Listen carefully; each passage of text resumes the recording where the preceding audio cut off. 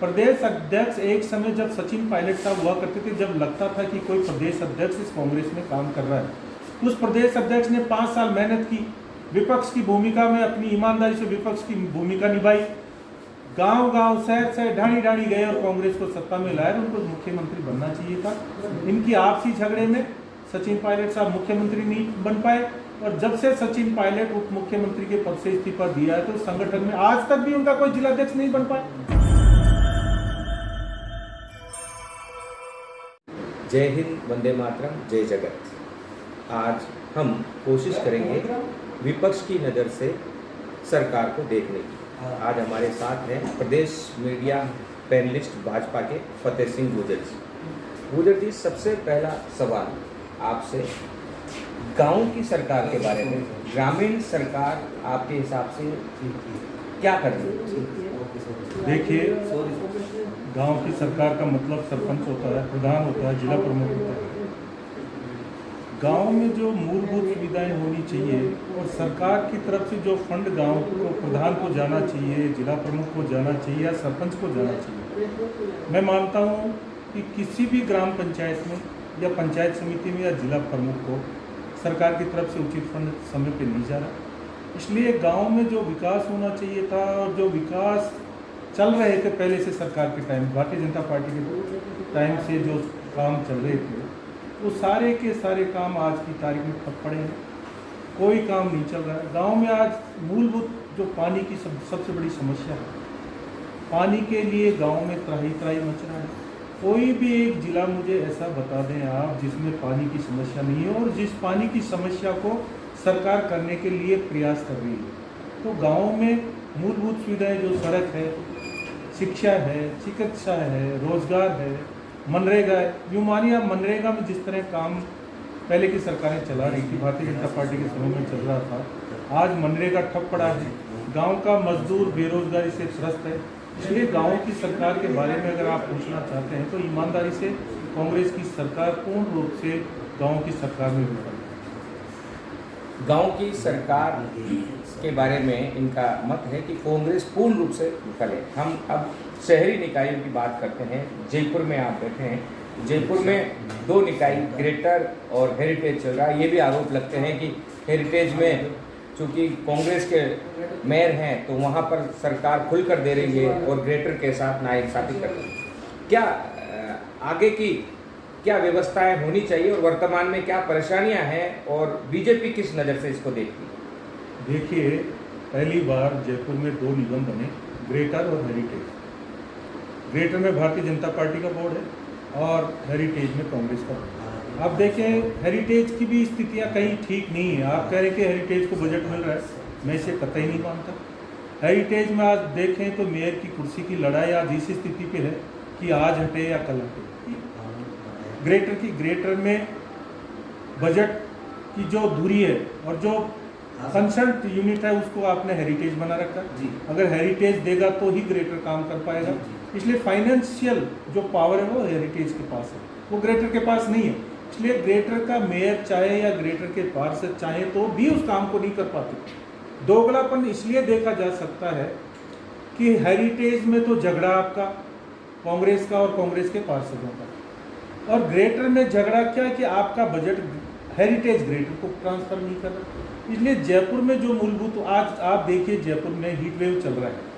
आज बड़ी मुश्किल से कहीं कोई 10-20 गाड़ियां आप रोड पे पानी की डाल के ये दिखाना चाहते हैं कि हम गर्मी से जनता को राहत देना चाहते हैं, तो ये ऊँट के मुंह में जीरे जैसा साबित होगा। दोगलापन इसलिए भी कह सकते हैं कि आप भारतीय जनता पार्टी के टाइम पे देख रहे थे कि जयपुर का विकास किस गति से चल रहा था। आज आप किसी भी सड़क से निकल जाइए, आज आप उसका पेच वर्क पूरा नहीं कर पा रहे।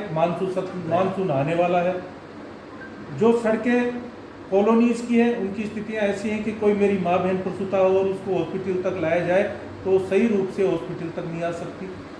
गलियों की स्थिति देख लिए, गलियां अभी तक जो नालियां हैं वो साफ होनी चाहिए थी मानसून से पहले। एक भी गली मुझे बता दें, एक भी नाली मुझे बता दें जिसका कचरा निकाल के बाहर डंप किया गया हो।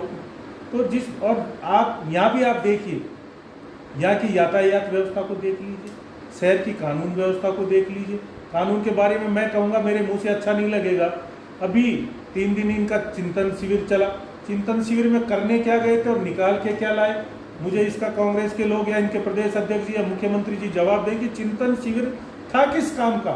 उस चिंतन शिविर से क्या निकाल के लाए? कौन सा अमृत निकाला, कौन सा विष निकाला? जो जनता को तो बताएं कि 3 दिन आपने जनता का पैसा उस 5 स्टार 7 स्टार होटलों में व्यस्त आपने खराब किया, उससे आपने निकाल के क्या दिया इस जनता को? जी, हम ये विशेष कार्यक्रम आपके लेकर आए हैं। विपक्ष की नज़र से सरकार को किस प्रकार से देखा जाए, और इसमें विपक्ष के अन्य नेताओं के पास भी जाते रहेंगे। आपसे अगला सवाल ये है कि हमारे राज्य में सरकार है, सरकार अलग अलग विभागों में काम कर रही है, बहुत से बोर्ड नए बनाए गए हैं। लंबे समय से ये मांग की जाती रही कि कई बोर्ड खाली पड़े हैं, उनके अध्यक्ष बनाओ, तो अध्यक्ष भी बना दिए गए हैं, बहुत से बोर्ड नए बनाए गए हैं, अब वो कार्य भी कर रहे हैं। उस कार्य के बारे में आपका क्या कहना है? देखिए, आपने सही कहा कि सरकार ने भी, कांग्रेस सरकार ने बोर्ड बनाए हैं। सबसे पहले तो सरकार ने इतना देरी से बोर्ड का गठन किया कि जो अध्यक्ष बन के आया उसको 2 साल तो काम समझने में लग जाता है। सारे नए लोग हैं, ऐसा तो है नहीं कि सारे पुराने के पुराने लोग हैं जिनको काम के बारे में पता होता है। बोर्ड में आपने अध्यक्ष बैठा दिया, पर बोर्ड का संचालन आज भी उनको फाइनेंशियल स्वीकृतियाँ, फाइनेंशियल पावर्स अभी तक आपने दी है। आप जिस बोर्ड की बात करें, कोई सा भी बोर्ड हो, उसके ऊपर मंत्री होता है। मंत्री और बोर्ड के अध्यक्ष के बीच सामंजस्य नहीं है। तो जो बोर्डों का गठन किया गया है, जो बोर्ड कैसे विकास का काम कर सकेंगे, किस तरह फाइनेंशियल रूप से काम करके और जनता तक उस बोर्ड का काम पहुंचा पाएंगे। नए लोग हैं, नए लोगों को काम समझने में समय लगता है, तो इसलिए जो बोर्डों का गठन किया वो समय पर नहीं किया, इसलिए बोर्ड का अध्यक्ष नाम का अध्यक्ष रह जाएगा, वो कोई काम इस सरकार के लिए या जनता के भले के लिए नहीं कर पाएगा, मेरा मानना है सर। जी, सरकार की बात हो गई है, संगठन की बात करते हैं। संगठन की बात जब होती है तो विपक्ष हमेशा सचिन पायलट, अशोक गहलोत दोनों के बीच में एक दरार की तलाश करता है। आप क्या कहना चाहते हैं? देखिए, आप जिस संगठन की, कांग्रेस की बात कर रहे हैं, संगठन नाम की चीज़ कांग्रेस में आज नजर नहीं आती। उनके प्रदेश अध्यक्ष पहले शिक्षा मंत्री हुआ करते थे, उन पे सीधा आरोप लगा, बड़ी सभा में कहा गया कि ट्रांसफरों में पैसा लिया जाता है, उनको प्रदेश अध्यक्ष बना गया। प्रदेश अध्यक्ष एक समय जब सचिन पायलट साहब हुआ करते थे, जब लगता था कि कोई प्रदेश अध्यक्ष इस कांग्रेस में काम कर रहा है, उस प्रदेश अध्यक्ष ने 5 साल मेहनत की, विपक्ष की भूमिका में अपनी ईमानदारी से विपक्ष की भूमिका निभाई, गांव-गांव, शहर-शहर, ढाणी-ढाणी गए और कांग्रेस को सत्ता में लाए। उनको मुख्यमंत्री बनना चाहिए था। इनकी आपसी झगड़े में सचिन पायलट साहब मुख्यमंत्री नहीं बन पाए, और जब से सचिन पायलट उप मुख्यमंत्री के पद से इस्तीफा दिया है, तो संगठन में आज तक भी उनका कोई जिलाध्यक्ष नहीं बन पाया।